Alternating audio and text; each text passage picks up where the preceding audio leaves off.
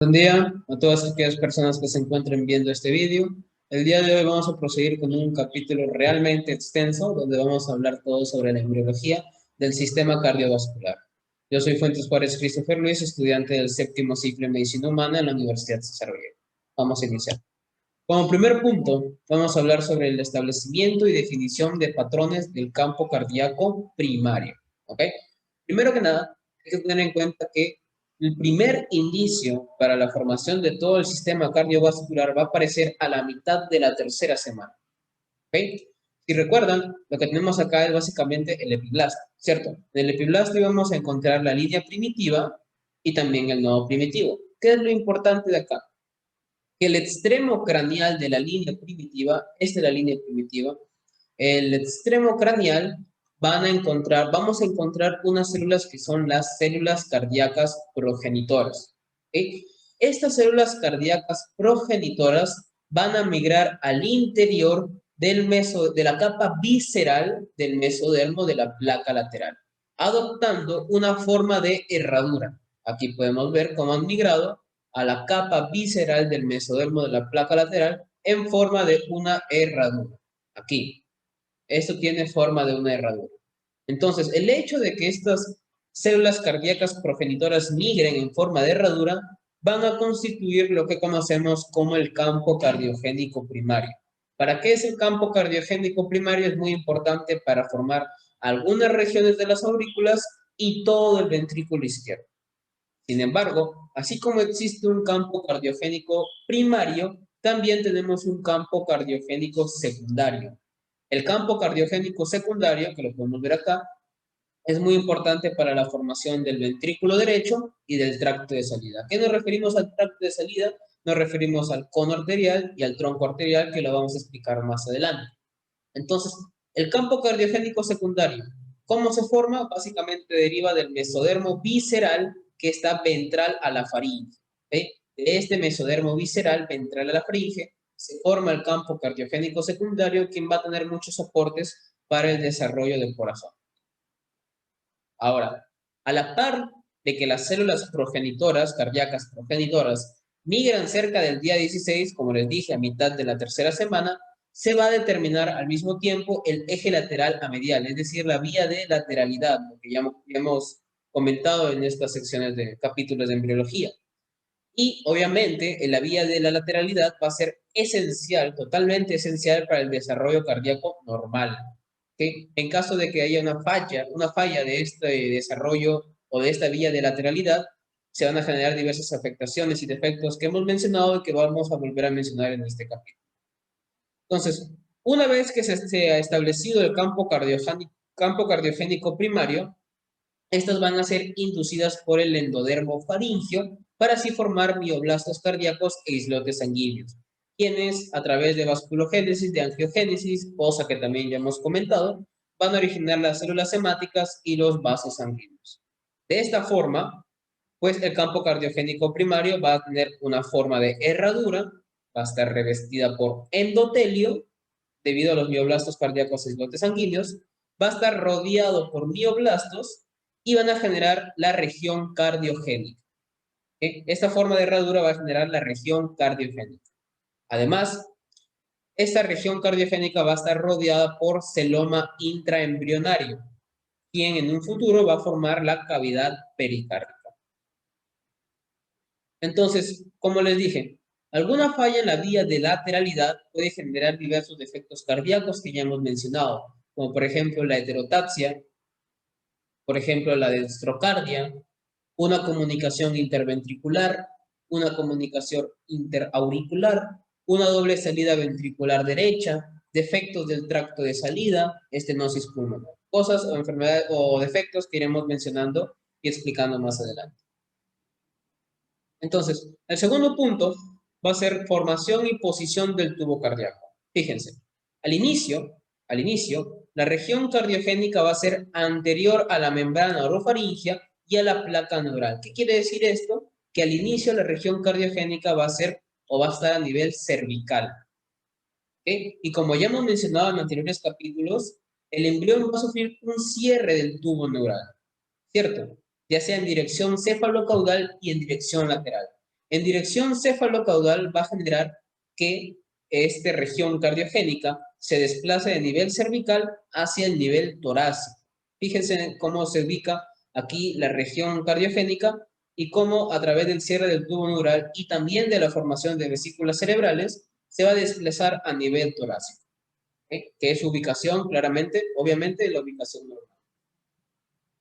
Y como les mencioné, este cierre del tubo neural no solo es en dirección cefalocaudal, sino también es en dirección lateral, en sentido lateral.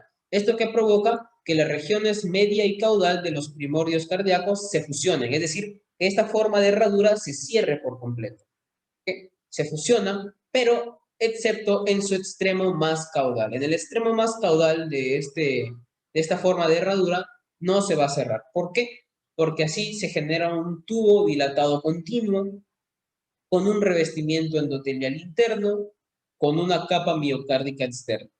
Va a recibir drenaje venoso por este extremo caudal, por el polo caudal, y ya desde la formación del tubo cardíaco se empieza a bombear sangre desde el primer arco aórtico hacia la aorta dorsal, cosa que es parte del desarrollo vascular que también vamos a mencionar más adelante. Entonces, fíjense cómo es que primero se formó este campo cardiogénico primario en forma de herradura y cómo es que por el cierre del tubo neural, ya sea en dirección cefalocaudal y lateral, hacen que esta herradura se cierre, se fusione y así se genere un tubo. Es por eso que se llama tubo cardíaco. Al inicio, aquí tenemos el tubo cardíaco, fíjense, este es el tubo cardíaco. Al inicio, este tubo cardíaco permanece unido a la región dorsal de la cavidad pericárdica mediante un pliegue de tejido mesodérmico que lo vamos a llamar mesocardio dorsal. Este pliegue que está acá pequeño se llama mesocardio dorsal. ¿De dónde deriva el mesocardio dorsal? Del campo cardiogénico secundario. Al mismo tiempo que se mantiene unido este tubo cardíaco a la cavidad pericárdica por el mesocardio dorsal, el miocardio, que es esto acá, se engrosa y va a secretar una capa de matriz extracelular rica en ácido hialurónico, que se llama gelatina cardíaca. Esto que acá está de color más rosado en comparación de los demás, es la gelatina cardíaca. ¿Qué hace la gelatina cardíaca? Dividir al miocardio del endotelio. Por otro lado, las células mesenquimatosas del borde caudal del mesocardio dorsal, es decir, las células mesenquimatosas de este borde caudal del mesocardio dorsal, es lo que van a sufrir, van a proliferar y van a migrar sobre el miocardio. ¿Y por qué van a migrar sobre el miocardio? Porque van a constituir el epicardio. Y aquí es donde ya tenemos las tres capas. El endocardio, es decir, el endocardio, que es el revestimiento interno, el miocardio, que es la parte muscular, y las células mesenquimatosas del borde caudal del mesocardio dorsal, que van a rodear este miocardio para formar el epicardio. Dicho sea de paso, el epicardio, como ya mencioné, cubre exteriormente al tubo cardíaco, pero además es el encargado de la formación de las arterias coronarias. Un dato muy importante. Entonces, de esta forma es como se genera el tubo cardíaco y cómo es que por el cierre del tubo neural pasan de estar a nivel cervical a dirigirse a nivel torácico, que es su ubicación normal. Ahora, una vez que ya se ha formado el tubo cardíaco, sigue la formación del asa cardíaca. ¿Okay? ¿Qué es lo que va a suceder en cuestión a la formación del asa cardíaca? Aquí tenemos nuevamente nuestro campo cardiogénico secundario. ¿Y qué es lo que hace? Que a medida que pasa el tiempo, a medida que pasan las horas, los días, el tubo cardíaco, este campo cardiogénico secundario va a ir agregando mayor cantidad de células a este tubo cardíaco. Y por lo tanto, va a generar un mayor crecimiento. Al generar un mayor crecimiento, se va a dar un proceso muy importante para la formación de la asa cardíaca, que se le conoce como plegamiento. ¿Okay? Se le conoce como plegamiento. ¿Qué es el plegamiento? Un proceso importante para la integración normal del ventrículo derecho y el tracto de salida. Si es que por alguna razón se inhibe la formación del plegamiento, se pueden producir diversas afecciones, como por ejemplo la doble salida del ventrículo derecho, una comunicación interventricular, una tetralogía de Fallot, una atresia pulmonar y hasta una estenosis pulmonar. Entonces, este es el proceso de plegamiento. Fíjense, el proceso de plegamiento, como primer dato, va a comenzar a curvarse, que eso se refiere a plegamiento, a que el tubo cardíaco se va a ir curvando. Entonces, en el día 23 comienza a curvarse, de modo que termina este plegamiento en el día 28 de esta forma. Fíjese cómo inició en el día 23, empieza a curvarse, y en el día 28 ya tiene una forma de asa. Es por eso que es asa cardíaco. Pero, ¿cuáles son los movimientos que se generan? Fíjense, la porción superior, la porción cefálica, va a tener un movimiento o va a tener un desplazo, o se va a desplazar en dirección ventral, caudal y hacia la derecha. Fíjense en esta flecha. En posición ventral, caudal y hacia la derecha. Mientras que la porción caudal, que la podemos ver acá, va a hacerlo en sentido dorsal, craneal y hacia la izquierda. Solo fíjense en las flechas para que puedan ubicarse. Entonces se genera este plegamiento, esa curvatura, de modo que se genera el asa cardíaco. Pasa de ser un tubo cardíaco a una asa cardíaca. El hecho de que se genere esta asa cardíaca, fíjense cómo al inicio el tubo cardíaco va a tener a la porción auricular, esa es la porción auricular, fuera de la cavidad pericárdica. Pero con el proceso de plegamiento hace que se incorpore a esta cavidad pericárdica. Ahora, cuando se genera este plegamiento, de acá, fíjense cómo la aurícula o cómo la porción auricular entra a la cavidad pericárdica y va a tener contacto con el ventrículo, ¿cierto? A esto se le conoce como unión aurículo-ventricular. Esta unión aurículo-ventricular, al generarse el plegamiento, obviamente no se va a expandir, por lo que origina el conducto aurículo-ventricular. Esto que vemos acá es el conducto aurículo-ventricular. ¿Cuál es el conducto auriculoventricular? Es aquel que conecta a la aurícula común con el ventrículo embrionario temprano. Todo esto es ventrículo embrionario temprano. Entonces, este plegamiento hace una unión aurículo-ventricular y por lo tanto genera un conducto que da acceso entre la aurícula común y el ventrículo embrionario temprano. Ahora, cuando el plegamiento ya se completa, es decir, se forma como se ve en la imagen, el tubo cardíaco de pared lisa va a desarrollar trabéculas. Esos que vemos acá, como algas, como tipo así, son trabéculas, que se llaman trabéculas primitivas. Una vez que ya se forman estas trabéculas primitivas, el ventrículo embrionario temprano, que podemos ver acá, pasa a denominarse ventrículo izquierdo primitivo.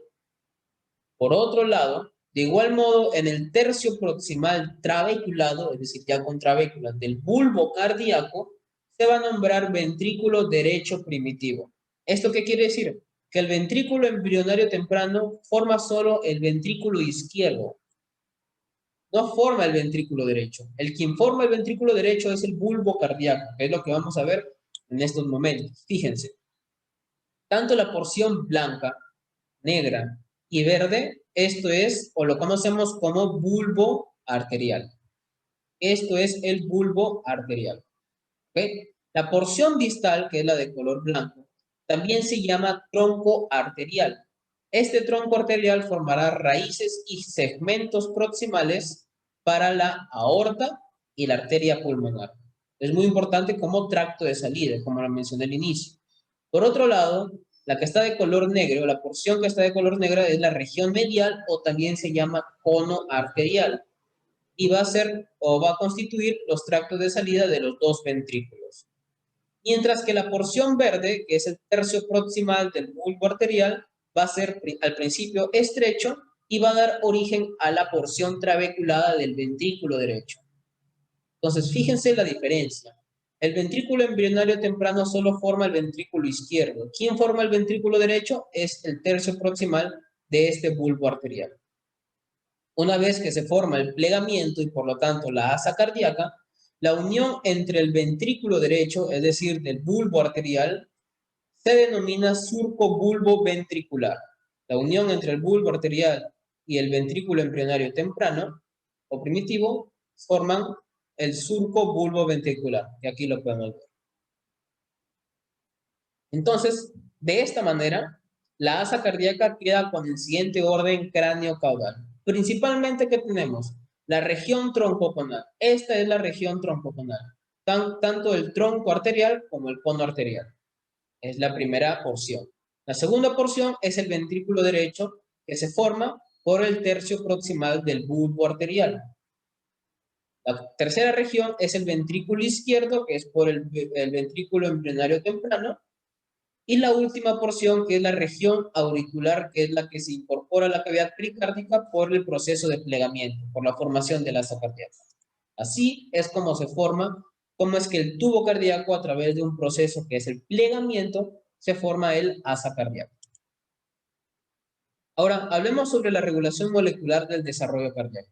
Hay que tener dos grandes puntos o dos grandes perspectivas o conceptos para hablar sobre la regulación molecular. Primero que nada, el endodermo y el mesodermo de la placa lateral van a secretar proteínas morfogenéticas óseas 2 y 4. El primer punto. En esta zona de color amarillo que vemos. Fíjese en la zona de color amarillo. En esta zona, el endodermo y el mesodermo de la placa lateral van a secretar proteínas morfogenéticas óseas 2 y 4. Por otro lado, el tubo neural va a expresar proteínas WNT3A y 8. ¿Pero qué quiere decir que el tubo neural haga esto? Que al expresar estas proteínas WNT3A y 8 van a bloquear el desarrollo cardíaco. Por lo tanto, para que se genere este desarrollo del corazón, deben ser bloqueadas estas proteínas. ¿Y por quiénes son bloqueadas? Por los inhibidores de las proteínas WNT, que es Crescent y Cerberus. ¿Quiénes lo sintetizan? El endodermo. En esta región azul que vemos acá. Entonces, el hecho de que en esta región azul se exprese Crescent y Cerberus y por lo tanto inhiban a las proteínas WNT, 3A y 8, y que también en esta región el endodermo y el mesodermo de la placa lateral secreten proteínas morfogenéticas óseas 2 y 4, hacen que en contraste, entre estas dos regiones, en contraste, solo se exprese en la forma de herradura, que es el campo cardiogénico primario, el gen maestro de todo desarrollo cardíaco que se tiene que saber de cajón, no se tiene que saber de memoria. El gen maestro del desarrollo cardíaco es este de acá, el NKX2.5. Entonces, el hecho de que se exprese proteína morfogenética ósea 2 y 4 en esta región y que se inhiban las proteínas WNT hace que se exprese este gen maestro del desarrollo cardíaco, NKX2.5. Por otro lado, también con respecto a regulación molecular, la porción venosa va a ser determinada por el ácido retinoico. El gen maestro NKX2.5 junto con el factor de transcripción TBX5 van a desempeñar un papel muy importante para la tabicación, que es lo que vamos a hablar más adelante. Por otro lado, la formación del asa cardíaca depende de la vía de lateralidad, que ya hemos comentado, que es PIT-X2. También NKX2.5 va a generar una regulación positiva por parte del tubo cardíaco primitivo para la expresión de los genes de los factores de transcripción, el HAM-D1, que va a ser la molécula para poder diferenciar al ventrículo izquierdo, y HAM-D2 para el ventrículo derecho. Además, NKX2.5, HAM-D1 y HAM-D2 van a contribuir a la expansión y diferenciación de los ventrículos. Por otro lado, la elongación del tracto de salida por el campo cardiogénico secundario es regulada por la señalización molecular Sonic Hedgehog, que es expresado por el endodermo del arco faríngeo para su proliferación, mientras que para la migración y diferenciación de las células de la cabeza neural se da por vía Notch. ¿Okay? Algo que también iremos comentando más adelante. Pero todo esto, tanto Sonic Hedgehog como vía Notch, son señalizaciones moleculares que ya hemos visto en el primer vídeo prácticamente. Ahora hablemos sobre el desarrollo del seno venoso. Fíjense, a mitad de la cuarta semana, el seno venoso, este es el seno venoso, va a recibir sangre de dos astas, tanto la asta derecha como izquierda. Esta de aquí que vemos acá es la izquierda y la que vemos aquí es la derecha. Cada asta, derecha como izquierda, a mitad de la cuarta semana va a tener tres venas. La vena cardinal común, que aquí podemos ver la izquierda, aquí podemos ver la derecha, la vena umbilical izquierda, la vena umbilical derecha, y la vena vitelina izquierda y la vena vitelina derecha, que dicho sea de paso, la vena vitelina también se le conoce como ónfalo mesentérica. ¿Okay? Ahora, ¿Qué es lo que va a suceder? En la quinta semana va a haber una obliteración de la vena umbilical derecha, izquierda y la vena vitelina izquierda. ¿Esto qué genera? Que el asta del seno izquierdo, fíjense, el asta del seno izquierdo pierde grandemente su importancia. Pierde bastante importancia por la obliteración de estas dos venas muy importantes para las astas. Entonces, si se obliteran, el asta del seno izquierdo pierde su importancia y solo queda mayor cantidad de importancia, obviamente, en la asta del seno derecho, generando solamente la vena vitelina derecha que va a formar luego la vena cava inferior que iremos explicando más adelante. Para la 10ª semana, la vena cardinal común izquierda se oblitera, fíjense, se oblitera la vena cardinal común, por lo que lo único que queda es el asta del seno izquierdo, la vena oblicua, aquí está la vena oblicua de la aurícula izquierda, y el seno coronario. Es decir, prácticamente ya no tiene importancia el asta del seno izquierdo, y solo adquiere importancia el asta del seno derecho.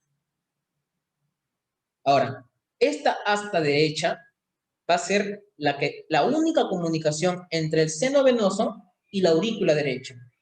¿Okay? Va a ingresa, se adquiere a la aurícula derecha, donde en su sitio de entrada va a generar un orificio sinoauricular. Esto que vemos acá es el orificio sinoauricular.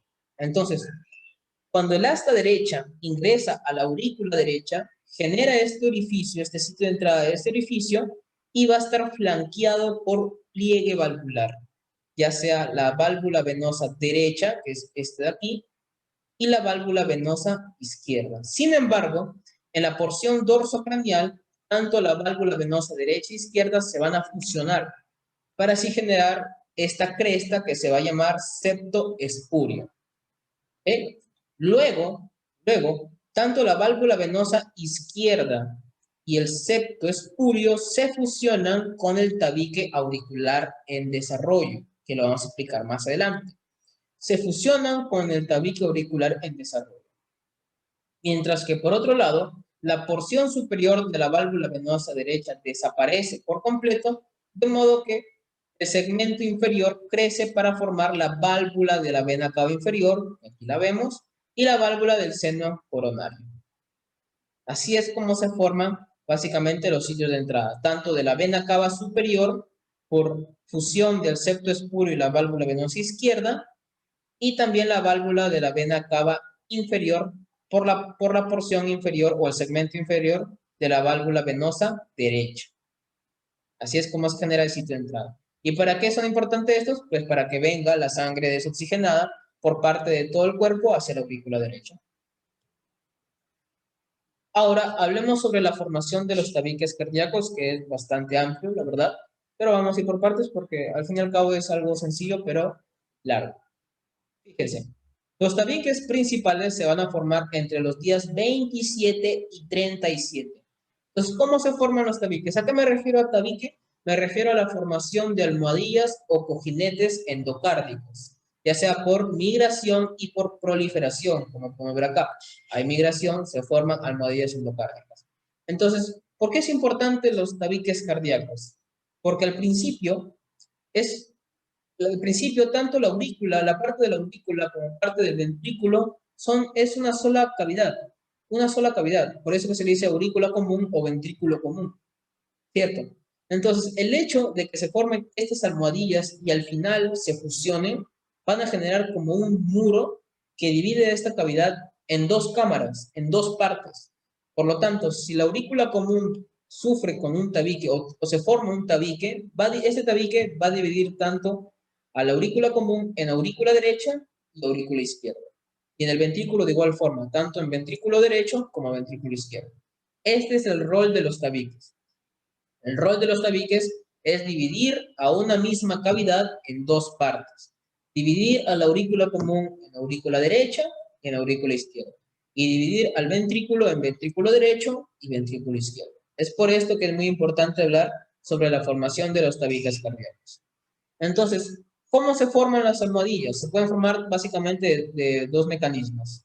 La primera es a través de dos basas, dos crestas, dos almohadillas endocárdicas que crecen hasta fusionarse. Mientras que la segunda forma es que una sola masa se expande hasta alcanzar el lado opuesto. Algo muy sencillo.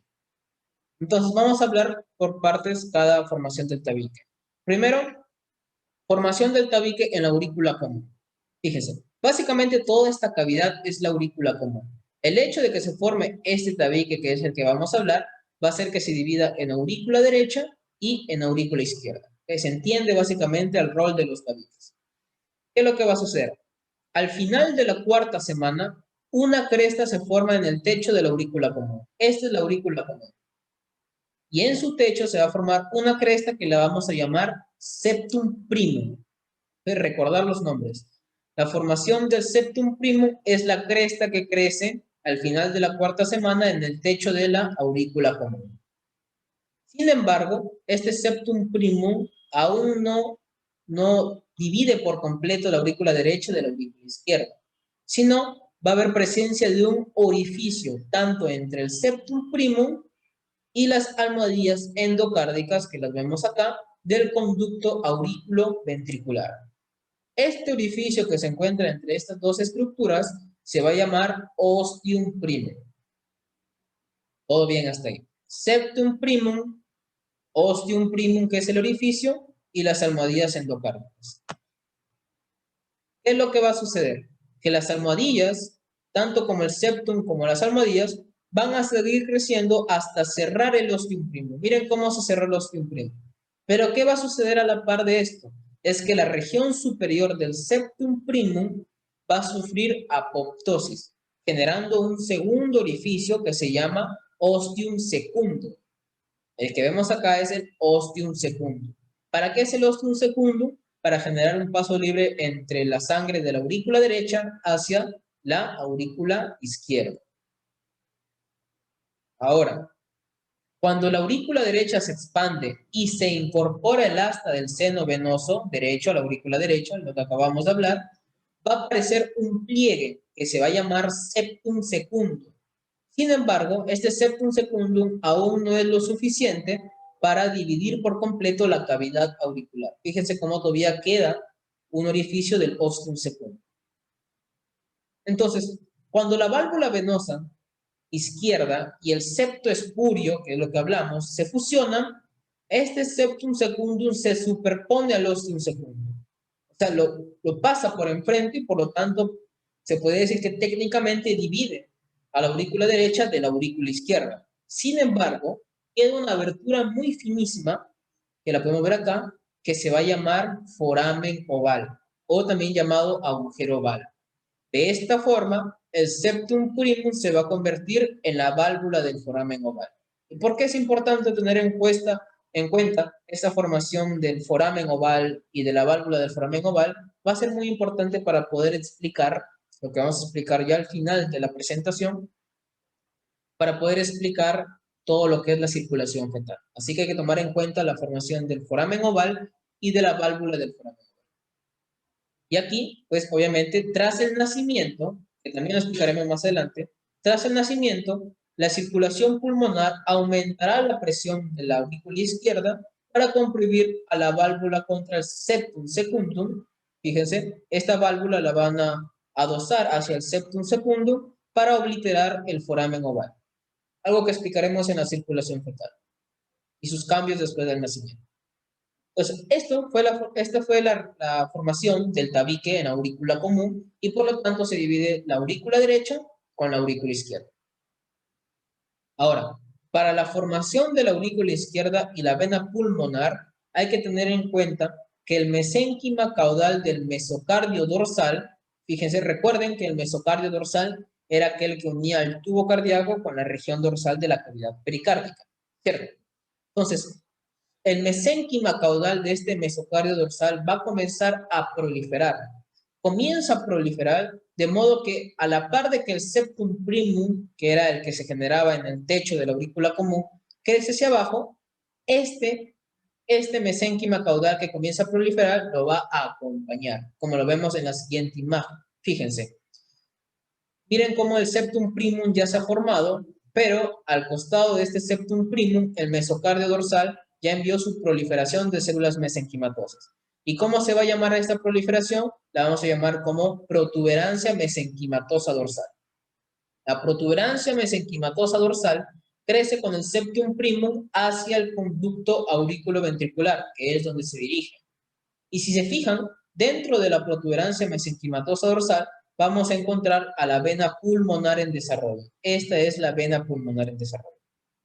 Ahora, el tronco principal de la vena pulmonar, es decir, este de aquí, va a enviar dos ramas a cada pulmón. De modo que generan 4 orificios. ¿Y cuáles van a ser esos 4 orificios? Van a ser el sitio de llegada de las 4 venas pulmonares que van a traer la sangre de la circulación pulmonar hacia la aurícula izquierda, ¿cierto? Por otro lado, el remanente de la protuberancia mesenquimatosa dorsal, fíjense, quedó un remanente, una porción de la protuberancia mesenquimatosa dorsal que va a ayudar a contribuir a la formación de la almohadilla endocárdica en el conducto aurículo-ventricular. Va a ayudar a fusionarse. ¿Okay? Y eso fue todo con respecto a la formación del tabique en la aurícula común, cómo es que se formó la aurícula izquierda, cómo es que se formaron las venas pulmonares y sus orificios de entrada. Ahora, hablemos de la formación del tabique en el conducto aurículo-ventricular. Fíjense, al final de la cuarta semana se van a generar 4 almohadillas endocárdicas ventriculares, tanto la superior, la inferior y los laterales. ¿Okay? Ahora, al inicio, como mencioné de igual manera, el conducto aurículo-ventricular, este de aquí, el conducto aurículo-ventricular solo permite el acceso al ventrículo izquierdo primitivo, es decir, a este ventrículo izquierdo. Además, va a estar separado del bulbo arterial, este es el bulbo arterial, van a estar separados, es tanto el ventrículo izquierdo primitivo como el bulbo arterial, van a estar separados por el borde bulbo ventricular, que es este de acá. Este es el borde bulbo ventricular. ¿Okay? Entonces, al final de la quinta semana, el extremo posterior del borde se extiende casi hasta la mitad de la base de la almohadilla dorsal. ¿Esto qué quiere decir? Que se hace estrecho. Si el borde se hace estrecho, quiere decir que el conducto auriculoventricular va a tener no solo acceso al ventrículo izquierdo primitivo, sino también permite que tenga acceso al ventrículo derecho primitivo. Por lo tanto, ya tiene acceso este conducto a los dos ventrículos, ya se generaron las 4 almohadillas y lo que sigue no es nada más y nada menos que la almohadilla dorsal y ventral se fusionan. Se fusionan y al fusionarse generan una división. Este conducto aurículo-ventricular, por la fusión de las almohadillas dorsal y ventral, se fusionan y van a dividirse en dos. Van a tener una división completa y por lo tanto se genera el conducto auriculoventricular derecho, para el ventrículo derecho, obviamente, y el conducto auricular izquierdo para el ventrículo izquierdo. Todo esto ya está formado al final de la quinta semana. Ahora, para hablar sobre válvulas auriculoventriculares, hay que tener en cuenta que cada orificio auriculoventricular, es decir, alrededor de este ventrículo, de este conducto auriculoventricular, va a estar circundado por proliferaciones de tejido mesenquimatoso. Esto de acá es tejido mesenquimatoso denso. Esto es lo que pasa al inicio. Sin embargo, como ya les mencioné, ya desde la formación del tubo cardíaco va a ir bombeando sangre, ¿cierto? Entonces, el torrente sanguíneo que pasa por estos conductos va a ahuecar y va a adelgazar el tejido. Fíjense cómo adelgaza el tejido y va a pasar de ser de tejido mesenquimatoso denso a pasar a tejido fibroso. Y este tejido fibroso va a permanecer unido a la pared ventricular mediante cordones musculares, que los podemos ver acá. Luego, el tejido muscular de los cordones se degenera, este tejido de acá se degenera, fíjense en ambos lados la diferencia, cómo se forma un hueco porque degenera el tejido muscular, y va a ser sustituido por tejido conectivo denso, que va a estar cubierto por endocardio, y por lo tanto, este tejido conectivo denso, porque perdió su parte muscular, van a estar unidos a las trabéculas musculares gruesas o músculos papilares de los mismos conductos auriculoventriculares por cuerdas tendinosas, estas cuerdas tendinosas. Y así es como se forman las válvulas auriculoventriculares. El hecho de que, que la sangre ahueque y degenere, básicamente, sí, claro, degenere este tejido muscular para que sea sustituido por tejido conectivo denso y por lo tanto quede conectado al músculo papilar por cuerdas tendinosas. Estas son las cuerdas tendinosas. Y así es como se forman las válvulas auriculoventriculares. El conducto auriculoventricular izquierdo va a ser la válvula bicúspide porque tiene dos válvulas, mientras que el conducto auriculoventricular derecho va a ser la válvula tricúspide porque tiene tres válvulas. Ahora hablemos sobre diversas malformaciones cardíacas. Por ejemplo, alguna mutación del gen maestro NKX2.5 puede originar una comunicación interauricular, una tetralogía de Fallot, retrasos de la conducción auriculoventricular. Algunas mutaciones del factor de transcripción TBX5 van a originar el síndrome de Holt-Oram, que está caracterizado por anomalías preaxiales en extremidades y también comunicación interauriculares. Mutaciones en los genes que regulan la síntesis de las proteínas del sarcómero van a desencadenar miocardiopatía hipertrófica. También se puede provocar alguna malformación que se llama inversión ventricular. ¿Qué quiere decir inversión ventricular? Que el ventrículo izquierdo morfológico está en el lado derecho. Si está en el lado derecho, se comunica con la aurícula derecha por medio de la válvula mitral, mientras que el ventrículo derecho morfológico se ubica en el lado izquierdo y conecta con la aurícula izquierda por medio de la válvula tricúspide. ¿Por qué se genera una inversión ventricular? Principalmente por alguna afección de la vía de lateralidad, probablemente por alguna afección del factor de transcripción PITX2, ¿cierto? Ahora, también otra malformación que tenemos, se puede generar un síndrome de corazón derecho hipoplásico. ¿Qué quiere decir síndrome de corazón derecho hipoplásico? Es que la arteria pulmonar se ve afectada principalmente por atresia o por estenosis. Y la aurícula puede ser pequeña. Y obviamente, si hablamos de corazón derecho hipoplásico, también tenemos un ventrículo derecho totalmente hipoplásico. Fíjense cómo es totalmente pequeño, ¿cierto? Mientras que el síndrome de corazón izquierdo hipoplásico es básicamente lo mismo, pero con las estructuras del corazón izquierdo. Por ejemplo, la aorta, fíjense cómo la aorta sufre atresia. Vean la diferencia nomás entre la aorta de esta imagen y la aorta de la imagen de acá. Este está totalmente con estrechamiento, ¿cierto? Porque tiene atresia o también puede presentar estenosis. La aurícula puede ser de menor tamaño y también el ventrículo izquierdo es hipoplásico. Ahora, la comunicación interauricular es una anomalía cardíaca congénita y se da por un defecto del ostium secundum. ¿Qué quiere decir comunicación interauricular? Quiere decir, pues, que puede pasar sangre de la aurícula derecha a la aurícula izquierda. Pero claro, eso se supone que es normal, pero solo es normal antes del nacimiento y solo si es dado por el foramen oval y por la válvula del foramen oval. Si es generado por algún defecto del ostium secundum, se le conoce como comunicación interauricular. La comunicación interauricular tiene tres presentaciones. La primera puede ser por apoptosis y resorción excesiva del septum primum. Fíjense, se genera una apoptosis tremenda, resorción excesiva del septum primum y por lo tanto genera todo este orificio anormal y por lo tanto comunicación interauricular. La segunda presentación puede ser por un desarrollo deficiente del septum secundum. Fíjense, no se generó el septum secundum y por lo tanto otra comunicación interauricular. Y la forma más grave es cuando hay ausencia total del tabique auricular. No hay ni septum secundum, no hay ni septum primum. Por lo tanto, se conoce también como aurícula común porque no se forma ningún tabique. O también como corazón trilocular biventricular. Son sus otras denominaciones.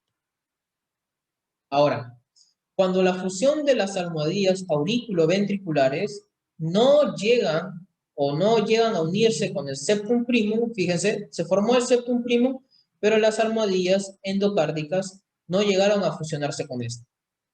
Entonces, falla la unión del septum primum con las almohadillas auriculoventriculares y se va a dar la persistencia del conducto auriculoventricular, que va a estar normalmente acompañado con un defecto del tabique cardíaco y un ostium primum permeable, como podemos ver acá. Otra malformación cardíaca también es la atresia tricúspide. ¿En qué consiste la atresia tricúspide? En la obliteración del orificio auriculoventricular derecho y ausencia o fusión de las válvulas tricúspides. Fíjense cómo está aquí la obliteración del orificio auriculoventricular derecho y ausencia o fusión de las válvulas tricúspides. Miren esta atresia de las cúspides. Esto es señal de la atresia tricúspide. Además, también se relaciona con un foramen oval permeable por alguna afectación del septum primum, es decir, de la válvula. También hay una comunicación interventricular, como podemos ver acá, una hipoplasia del ventrículo derecho y una hipertrofia del ventrículo izquierdo. Y por último, también he puesto otra malformación cardíaca que se llama anomalía de Epstein. ¿En qué consiste la anomalía de Epstein? Es porque la válvula tricúspide, aquí está la válvula tricúspide, se desplaza hacia el ápice del ventrículo derecho, la parte muy inferior, casi caudal del ventrículo derecho, por lo que hay una aurícula derecha grande y un ventrículo derecho pequeño. Entonces, esta es la anomalía de Epstein, el hecho de que la válvula tricúspide se desplace de manera muy caudal. Ahora, hablemos de la formación del tabique del tronco arterial y cono arterial. Ese también es muy importante, así que hay que tomar en cuenta. Fíjense, en la quinta semana van a aparecer rebordes en el tronco llamados crestas del tronco arterial. Estos que vemos acá son las crestas del tronco arterial. Ahora, tenemos dos. El primero es la cresta superior derecha del tronco arterial, que está en la región superior derecha, y otro que está en la región inferior izquierda, que es la cresta inferior izquierda del tronco arterial. Estas crestas, como se ve en la imagen, van a girar en forma de espiral. ¿Y por qué es importante que giren en forma de espiral? Para que así den lugar a la posición normal de las arterias aorta y pulmonar. Tener en cuenta esto porque va a ser muy importante para poder entender unas malformaciones cardíacas. Entonces, se generan estas crestas por parte del tronco y estas crestas giran en su eje, giran en forma de espiral para dar lugar, posición a las arterias aorta y pulmonar. Ahora, por otro lado, las células de la cresta neural, fíjense acá, células de la cresta neural, de los bordes de los pliegues neurales en la región del romboencéfalo, van a migran por los arcos faringeos 3, 4 y 6. Migran por los arcos faringeos 3, 4 y 6 y van a invadir la región del flujo de salida del corazón para contribuir a la formación de las crestas. Entonces, el campo cardiogénico secundario que se encarga de esta migración va a apoyar bastante para la formación del tabique, del tronco arterial y del cono arterial. Es por esto que al principio mencioné que el campo cardiogénico secundario era muy importante para la formación del tracto de salida. ¿Bien?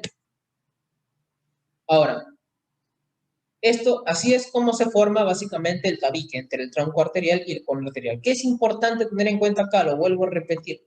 Se forman crestas en la quinta semana y estas crestas giran en espiral para así dar lugar a la posición normal tanto de la arteria aorta y la arteria pulmonar. Tener en cuenta eso. El siguiente punto es la formación del tabique en los ventrículos. Ya hablamos de la aurícula común, ya hablamos del tronco y del cono arterial, y ahorita hablemos del tabique en los ventrículos. ¿Okay? Al final de la cuarta semana, los ventrículos empiezan a expandirse y van a generar los divertículos y las trabéculas. Todo esto que está acá son los divertículos y las trabéculas. Ahora, el hecho de que estos ventrículos se expandan y generen estos divertículos y las trabéculas van a generar que las paredes mediales se fusionen. Miren cómo acá se ha fusionado y van a hacer que formen la porción muscular del tabique interventricular. Esto que está acá es la porción muscular del tabique interventricular. Sin embargo, esta porción no va a separar por completo a los ventrículos. Es decir, va a generar un orificio, un foramen que se llama foramen interventricular. ¿Okay? Entonces, aquí tenemos. Aquí está el tabique, la porción muscular del tabique interventricular, pero cuando se completa la formación del tabique del cono, este foramen interventricular va a obliterarse.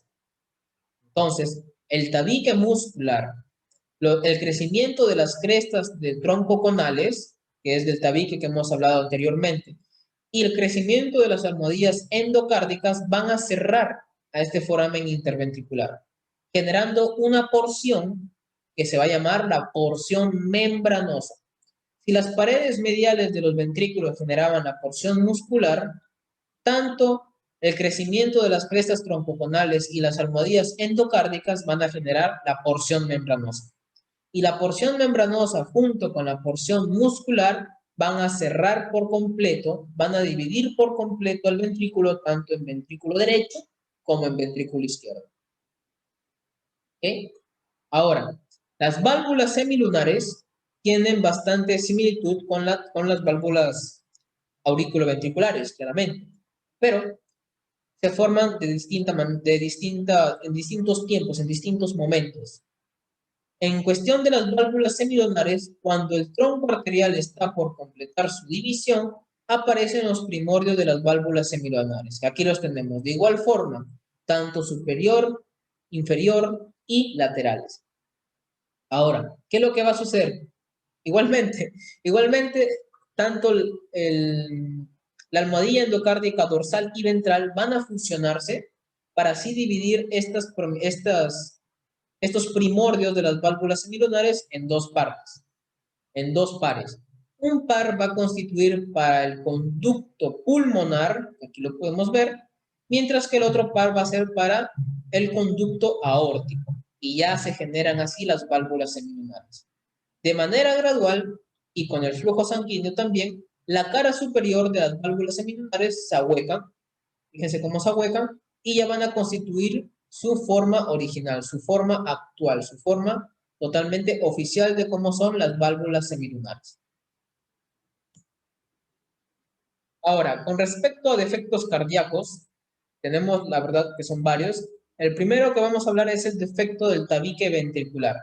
¿Qué quiere decir un defecto del tabique ventricular? Que afecta a la porción membranosa o muscular. En este caso, afectó a la porción membranosa, ¿cierto? Entonces, no se genera la porción membranosa y por lo tanto no se divide por completo el ventrículo derecho y el ventrículo izquierdo. Como consecuencia, se genera la comunicación interventricular. Por otro lado, también tenemos otro defecto que es la tetralogía de Fallot.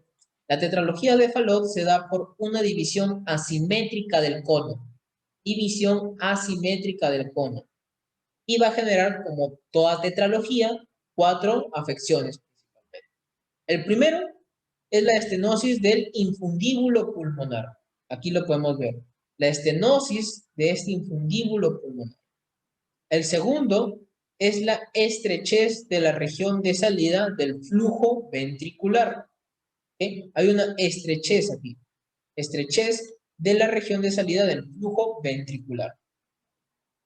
También hay una comunicación interventricular, aquí lo podemos ver, por un defecto del tabique interventricular, hay una comunicación interventricular, hay un cabalgamiento de la aorta, una aorta cabalgante, y también una hipertrofia ventricular derecha por una elevada presión. Fíjense cómo el músculo, el miocardio del ventrículo derecho ha sufrido una hipertrofia.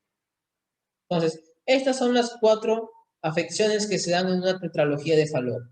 Estenosis del infundíbulo pulmonar, comunicación interventricular, cabalgamiento de la aorta y una hipertrofia ventricular derecha. Esto se conoce como tetralogía de Fallot. Otro defecto cardíaco es la persistencia del tronco arterial. ¿Qué quiere decir persistencia del tronco arterial? Es cuando las crestas troncoconales no se forman, de tal modo que el tracto de salida no se divide. Fíjense, no se forman las crestas troncoconales, no se dividen y están fusionados. Tanto el tronco arterial como la arteria pulmonar, si se dan cuenta, están fusionados. Además, esta afección también siempre va acompañada de un defecto del tabique interventricular. Aquí lo podemos ver. Por lo tanto, genera una comunicación interventricular. Otro defecto es la transposición de los grandes vasos. En una transposición de los grandes vasos, el tabique troncoconal no es espiralado. Recuerdan que cuando hablamos de la formación del tabique del tronco y el cono arterial, estas crestas iban a girar en forma de espiral, ¿cierto? Para adoptar la posición normal. Entonces, en una transposición de los grandes vasos no se genera este movimiento en espiral. Por lo tanto, los conductos están en línea recta. ¿Y qué genera esto? Que a partir del ventrículo derecho se origine la aorta. La aorta tiene comunicación con el ventrículo derecho, mientras que la arteria pulmonar tiene comunicación con el ventrículo izquierdo. También tenemos la estenosis valvular de la arteria pulmonar, que es cuando la válvula semilunar se fusiona a una distancia variable. Aquí lo podemos ver. Y por lo tanto, el foramen oval permeable es la única vía de salida. Básicamente se ha cerrado por completo la válvula semilunar de la arteria pulmonar. También tenemos la estenosis valvular aórtica, que es cuando la válvula semilunar de la aorta, obviamente, se fusiona a una distancia variable, pero de manera incompleta. Fíjense cómo hay un pequeño orificio. Hay una estenosis, pero hay un pequeño orificio porque no es de forma completa. Cuando se cierra de manera completa, se le conoce como atresia valvular aórtica, que aquí la podemos ver. Que es la válvula semilunar, se fusiona a una distancia variable de manera completa. Y esto que genera que tanto la aorta como el ventrículo izquierdo y la aurícula izquierda muestren un gran subdesarrollo. Esta es una atresia valvular aórtica. Eso fue todo con respecto a la parte cardíaca. La verdad que es un tema largo. No es un tema totalmente complejo, pero es cosa de ir explicando y ir repasándola para poder entenderlo. Ahorita vamos a hablar un poco del sistema de conducción cardíaco y vamos a pasar con el desarrollo vascular. Un poco nomás de conducción cardíaca. Fíjense. Al inicio, todas las células miocárdicas tienen actividad de marcapaso, por lo que en el día 21 comienza a latir, ¿no? Como ya mencioné. Una vez que ya se forma el tubo cardíaco, como todas las células miocárdicas tienen actividad de marcapaso, desde el día 21 ya comienzan a bombear sangre. ¿Okay? Ahora, el factor de transcripción TBX3 va a inhibir la diferenciación de estos miocitos primarios en células musculares ventriculares, por lo que solo se diferencian en células para el sistema de conducción. Poco después, esta capacidad de marcapasos va a ser restringido a la región caudal izquierda.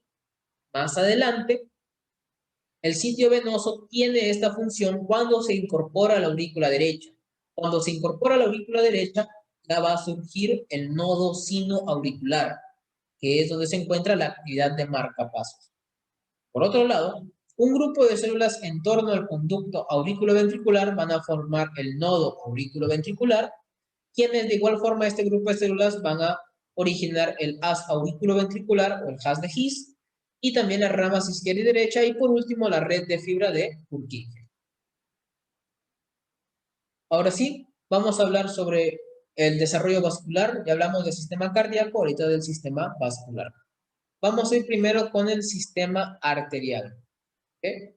Primero, vamos a tocar a los arcos aórticos. Este es un tema muy importante, más que todos los arcos aórticos, así que hay que prestar bastante atención. Fíjense, entre la cuarta y la quinta semana ya se van a formar los arcos faringios. Y cada arco faringio va a tener su propia arteria que derivan del saco aórtico. Aquí tenemos el saco aórtico y este saco aórtico va a originar la arteria para cada arco faringio. ¿Cómo se llaman estas arterias que irrigan a cada arco faríngeo? Se llaman arcos aórticos. Además, estos arcos aórticos van a terminar originando también las aortas dorsales. Aquí podemos verlo también de otra forma más esquematizada. Aquí está el saco aórtico y este saco aórtico va a originar a los arcos aórticos. Aquí los tenemos.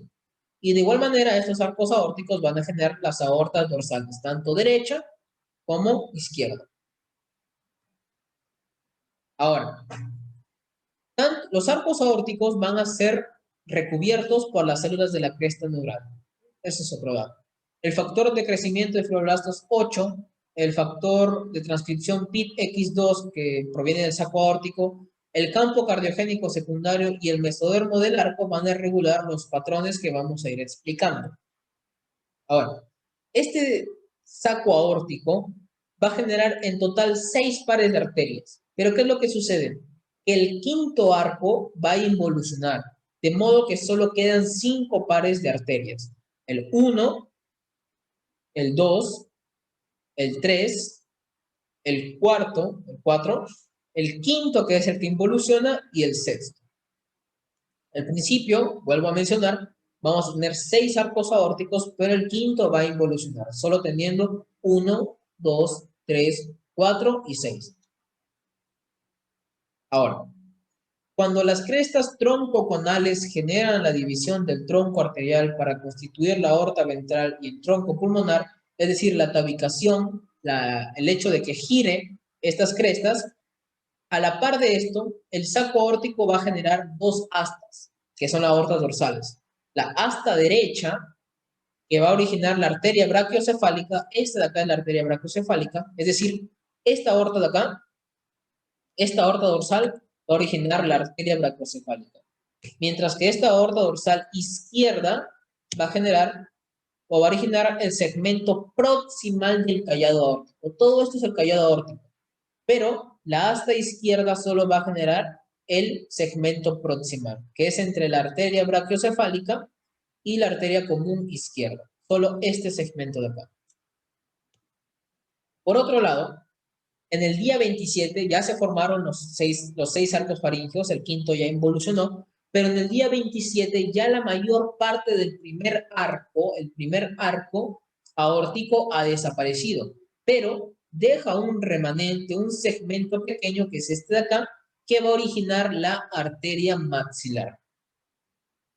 Por otro lado, el sexto arco aún no se completa, fíjense acá como recién se está formando, pero ya va generando ramas, como la arteria pulmonar primitiva, que lo podemos ver acá. Además, el segundo arco aórtico también, de igual manera que el primer arco aórtico, desaparece, pero deja remanentes para generar las arterias hioidea y también la arteria del estribo, o también llamada arteria estapédia. Para el día 29, ya el primer y segundo arco aórtico han desaparecido, obviamente dejando sus remanentes, y el sexto arco aórtico ya tiene continuidad con el tronco pulmonar. Esa es la diferencia entre el sexto arco y los demás arcos aórticos. Los demás arcos aórticos están relacionados más que todo con la formación de la aorta y sus ramas, mientras que el sexto arco aórtico tiene relación con el tronco pulmonar. ¿Sí? Un dato a tomar en cuenta. Poco después, el sistema de arcos aórticos va a perder su configuración simétrica original, que es lo que vamos a explicar en estos momentos. Fíjense, aquí podemos ver en la imagen que ya el primer y segundo arco aórtico a ambos lados ha desaparecido, como ya lo he mencionado. Ahora, el tercer arco aórtico, que es este de aquí, todo este de acá es el tercer arco aórtico, va a constituir la arteria carótida común, esta es la arteria carótida común, y también la primera porción de la carótida interna. Entonces, el tercer arco aórtico va a originar la arteria carótida común, que es esto de acá, y la sección o el segmento proximal o la primera porción de la carótida interna, que es este de acá. Todo esto lo genera el tercer arco aórtico. El resto de la arteria carótida interna, que aquí podemos ver, va a estar formada por el segmento craneal de la aorta dorsal. Tener en cuenta. Tercer arco aórtico, ¿qué va a generar? Arteria carótida común y primera porción de la carótida interna. mientras que el resto de la carótida interna es formada por el segmento craneal de la aorta dorsal. Por otro lado, las arterias carótidas externas van a ser rama ventral entre el primer y segundo arco aórtico. Aquí están los arcos aórticos y su rama ventral, esto de acá, recuerden que el primer y segundo arco aórtico ya han desaparecido, pero su rama ventral van a generar la arteria carótida externa. ¿Okay? ¿Se entiende hasta el momento? Por otro lado, el lado izquierdo del cuarto arco aórtico va a ser la parte del callado aórtico entre la carótida común izquierda y la subclavia izquierda, que es esto que estoy señalando acá. Recuerdan que mencioné que el haste izquierda iba a generar el segmento proximal del callado aórtico, pero el siguiente segmento del callado aórtico, que es entre la carótida común izquierda, que es esta acá, y la subclavia izquierda, que luego vamos a mencionar cómo es que aparece, va a generarse otro segmento del callado aórtico. ¿Por quién? Por parte del cuarto arco aórtico. Por otro lado, el lado derecho del cuarto arco aórtico va a generar el segmento proximal de la subclavia derecha. Recuerden, esta es arteria brachiocefálica, esta es arteria común y este es arteria subclavia derecha. La arteria subclavia derecha va a estar formada por el lado derecho del cuarto arco aórtico. Mientras que la región distal de la subclavia derecha va a estar dada por la aorta dorsal y por la séptima arteria intersegmental. ¿Se entiende? Por otro lado, el lado derecho del sexto arco aórtico o arco pulmonar va a dar origen al extremo proximal o su extremo proximal se convierte en el segmento proximal de la arteria pulmonar derecha, que es este que vemos acá. Mientras que el lado izquierdo del sexto arco aórtico o también llamado arco pulmonar va a dividirse en dos segmentos. El segmento proximal va a formar la arteria pulmonar izquierda, que es esta que vemos acá. Mientras que el segmento distal va a persistir y va a formar el conducto arterioso. Este conducto arterioso va a unirse con la aorta descendente. ¿Por qué se une con la aorta descendente? Para tener un mecanismo de enviarle sangre oxigenada por parte de la madre en la circulación fetal. Por eso es que el conducto arterioso también hay que tomarlo en cuenta en el momento de explicar la circulación fetal. Y también otro dato a tener en cuenta es que después del nacimiento, el postnacimiento, este conducto arterioso va a sufrir una contracción muscular para así formar el ligamento arterioso. Ahora, el segmento de la aorta dorsal entre el sitio de entrada del tercer y cuarto arco se oblitera, es decir, acá. Recuerden, primer y segundo arco aórtico se obliteran. El tercer arco aórtico va a generar tanto la carótida común como la primera porción de la carótida interna. Entonces, entre el tercer arco, que es este de aquí, y el cuarto arco, que es este de acá, va a obliterarse el segmento de la aorta dorsal, generando el conducto carotídeo, es este de aquí. Por otro lado, la aorta dorsal derecha desaparece entre la séptima arteria intersegmentaria y el punto de unión con la aorta dorsal izquierda. Desaparece esto. Hay que tener en cuenta bastante este punto para explicar más adelante las malformaciones o los defectos del sistema arterial. Entonces, a este punto, ya la obliteración de diversos arcos aórticos, ya cuando sabemos qué arco aórtico va a generar diversas arterias, común, brachiocefálica, subclavia, interna, externa, carótida interna, carótida externa, callado aórtico, todavía a este punto de esta formación, de esta imagen que vemos acá, el corazón aún se encuentra a nivel cervical. Recuerdan cuando hablamos al principio, ¿verdad? Que primero se encontraba en la porción cervical y que por el cierre del tubo neural va a desplazar a este corazón junto con esta formación de arterias hacia el nivel torácico. Entonces, ¿qué va a generar que se desplace a nivel torácico? Va a generar que tanto las arterias carótidas como brachiocefálicas, miren, Miren la diferencia de las arterias carótidas acá que están como enrolladas y cómo es que aquí por el desplazamiento de este arco, el desplazamiento de este corazón a nivel cervical hasta el torácico va a hacer que se elonguen, que se estiren. Y así es como no solo se estiran las arterias carótidas y brachiocefálicas, sino también los nervios laringeos recurrentes que vemos por acá. Entonces, recuerden, al principio todas las arterias van a estar como enrolladas, porque aún se encuentran a nivel cervical, pero el hecho de que se cierre el tubo neural hace que se desplace a nivel torácico y por lo tanto las arterias carótidas brachiocefálicas y comunes se elonguen. Eso fue con respecto a los arcos aórticos. Luego, con respecto a arterias vitelinas y umbilicales, hay que tener en cuenta que al inicio las arterias vitelinas irrigan al saco vitelino. Aquí está. Irrigan al saco vitelino, pero estas se van a ir fusionando para conformar arterias del mesenterio dorsal del intestino. De esta manera, la arteria ciliaca va a irrigar al intestino posterior, al intestino anterior. La arteria mesentérica superior irriga al intestino medio y la arteria mesentérica inferior va a irrigar al intestino posterior. ¿Y cómo se forma la arteria ciliaca, mesentérica superior y mesentérica inferior? Por la fusión de todas estas arterias vitelinas.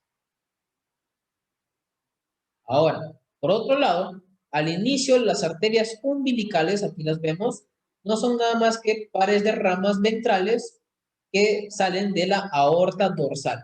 Fíjense, aquí está la aorta dorsal y de la aorta dorsal salen estas ramas de las arterias y salen las arterias umbilicales. Y las arterias umbilicales claramente se dirigen hacia la placenta. Ya en la cuarta semana, cada arteria desarrolla una conexión secundaria con la rama dorsal de la aorta, que va a ser la arteria ilíaca común, algo que también explicaremos en la circulación fetal.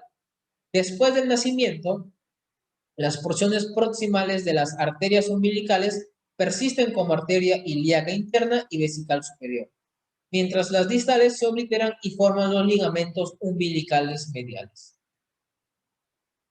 Y también están las arterias coronarias, como mencioné al principio, creo, de la presentación, que estas arterias coronarias derivan del epicardio, que se diferencia a partir del órgano proepicárdico ubicado en la región caudal del mesocardio dorsal, ¿no? Que deriva del cambio cardiogénico secundario. Ahora, hablemos sobre diversos defectos del sistema arterial. Tenemos, por ejemplo, la coartación aórtica. ¿A qué se refiere la coartación aórtica? Se refiere al lumen aórtico distal al sitio de origen de la arteria subclavia izquierda, muestra estrechamiento. Y para que se entienda de mejor manera, el callado aórtico, una parte del callado aórtico, después de la arteria subclavia izquierda, muestra estrechamiento, como podemos ver acá. Fíjense cómo se forma este estrechamiento y esto se conoce como coartación aórtica. Siempre y cuando el sitio de origen pase a la arteria subclavia izquierda. Esta es la arteria subclavia izquierda, pasa a la arteria subclavia izquierda y el estrechamiento va a conocerse como coartación aórtica. Puede ser de dos formas, dos presentaciones. Tenemos la preaductal, que es antes del conducto arterioso. Fíjense, aquí está el conducto arterioso y antes del conducto arterioso, pero después de la arteria subclavia izquierda, va a mostrarse esta coartación aórtica y esta presentación se conoce como coartación aórtica preductal. Mientras que la coartación aórtica postductal es después del conducto arterioso. Además, la coartación aórtica postductal es la más frecuente y también puede generar que el conducto se oblitere. Fíjense cómo el conducto aquí se ha obliterado, por lo que la circulación colateral se dará por arterias intercostales largas e internas. Por otro lado, también tenemos el origen anómalo de la arteria subclavia derecha, que es cuando en el segmento distal de la aorta dorsal derecha y la séptima arteria intersegmentaria se oblitera. Fíjense, aquí se encuentra el segmento distal de la aorta dorsal y la séptima arteria intersegmentaria. Entre estos dos lugares se oblitera, se genera una obliteración anómala, por lo tanto, se va a generar una arteria subclavia en el lado izquierdo. Es por eso que acá tenemos la arteria subclavia izquierda y también tenemos el origen anómalo de la arteria subclavia derecha. Esto genera que la arteria subclavia derecha genere una compresión en el esófago. Dice acá cómo genera una compresión en el esófago. Y por lo tanto genera lo que se conoce como disfagia lusoria. Disfagia lusoria es una complicación o una dificultad para poder deglutir por el hecho de que se genera una arteria subclavia derecha de manera anómala. A esto se conoce como disfagia lusoria. Por otro lado, también tenemos otro defecto que se llama duplicación del callado aórtico, que es la persistencia de la aorta dorsal derecha, por lo que se forma un anillo vascular. Si recuerdan, aquí, retroceder, aquí les mencioné que lo normal es que la aorta dorsal derecha desaparece entre la séptima arteria segmentaria, intrasegmentaria, y el punto de unión con la aorta dorsal izquierda. Este segmento de acá desaparece, ¿cierto? Entonces, en caso de que se genere una duplicación del callado aórtico, persiste ese segmento. Pues el hecho de que persista este segmento va a generar que se generen dos callados aórticos que circundan tanto a la tráquea como al esófago. Es por esto que se llama anillo vascular. Rodean a la tráquea y el esófago y a menudo los comprimen. Comprime la tráquea y por lo tanto genera dificultad para respirar y también comprime el esófago, lo que genera dificultad para deglutir. También tenemos el callado aórtico derecho, que es cuando el cuarto arco izquierdo y la aorta dorsal izquierda se obliteran, por lo que son sustituidos al lado derecho. En ocasiones, el ligamento arterioso está ubicado a la izquierda y pasa por detrás del esófago, causando problemas para deglutir. También tenemos la interrupción del arco aórtico, donde se generan patrones de involución anómalos, generando una discontinuidad. Además, va acompañado de comunicación interventricular y persistencia del conducto arterioso. La interrupción del arco aórtico tiene tres presentaciones. El tipo A es entre la subclavia izquierda y la aorta descendente, fíjese. El tipo B, que es entre la carótida común izquierda y la subclavia izquierda. Y el tipo C, que es el más grave, que es entre las carótidas comunes izquierda y derecha. Se genera una interrupción del arco aórtico. Y eso fue todo con respecto al sistema arterial. Ahora pasemos al sistema venoso. Lo primero que quiero que tengan en cuenta es que ya para la quinta semana el sistema venoso ya tiene la formación completa de las venas tanto las vitelinas, las umbilicales y también las cardinales. ¿Okay? Vamos a ir por partes. Primero vamos con las vitelinas. Entonces, estos que vemos acá son las venas vitelinas, tanto derecha como izquierda. Antes de que entren al tabique, antes de que entren al segmento hepático, antes de que entren obviamente también al seno venoso, que lo vemos acá, lo que van a hacer es formar un plexo en torno al duodeno. Miren cómo forman un plexo en torno al duodeno y atraviesan el tabique transverso. Y por lo tanto entran al segmento hepático, entran al lugar hepático. Entonces, cuando entran o cuando atraviesan este tabique y ingresan al hígado, los cordones hepáticos del hígado van a crecer hacia el interior del tabique y van a cruzar con las venas, es decir, como que van a penetrar esas venas. Y al penetrar estas venas van a formar una red vascular extensa que se le conoce como sinusoides hepáticos. Esto es lo que sucede al inicio. Se genera un plexo en torno al duodeno y se generan los sinusoides hepáticos. Por otro lado, la red anastomótica en torno al duodeno va a generar y va a dar origen a la vena porta. Otro dato a tener en cuenta. Entonces, la reducción del asta del seno izquierdo, lo que hablamos en el desarrollo del seno venoso, va a hacer que la sangre sea redirigida hacia la derecha, generando el crecimiento por un mayor aporte de sangre, crece el sistema venoso, crece esta vena vitelina derecha, generando el crecimiento de la vena vitelina derecha, que se le conoce como conducto hepatocardíaco derecho. Esto de acá es el segmento hepatocardíaco derecho. Y este conducto hepatocardíaco derecho va a constituir el segmento hepatocardíaco de la vena cava inferior. ¿Sí? Además, la región proximal de la vena vitelina izquierda desaparece. Entonces, el hecho de que reduzca la asta del seno izquierdo va a generar tres cosas. Primero, la vena vitelina o la vena hepática y la vena vitelina derecha, que es esto de acá. Segundo, que la región proximal de la vena vitelina izquierda desaparezca. Esta región desaparece y por lo tanto solo queda una vena hepática vitelina izquierda. Y tercero, es que la unión de esas dos vitelinas generen el segmento hepático de la vena cava inferior, que es este que vemos acá. ¿Okay? Entonces, así es como se forman las venas vitelinas. Con respecto a las venas umbilicales, tenemos que tener en cuenta que al inicio, las venas umbilicales van a pasar a cada lado del hígado. Fíjense, aquí pasa esta vena umbilical al lado derecho y al lado izquierdo. Pero algunas de estas tienen conexión con los sinusoides hepáticos. Vamos a ver acá una conexión y acá otra conexión. Esto es lo que sucede al inicio.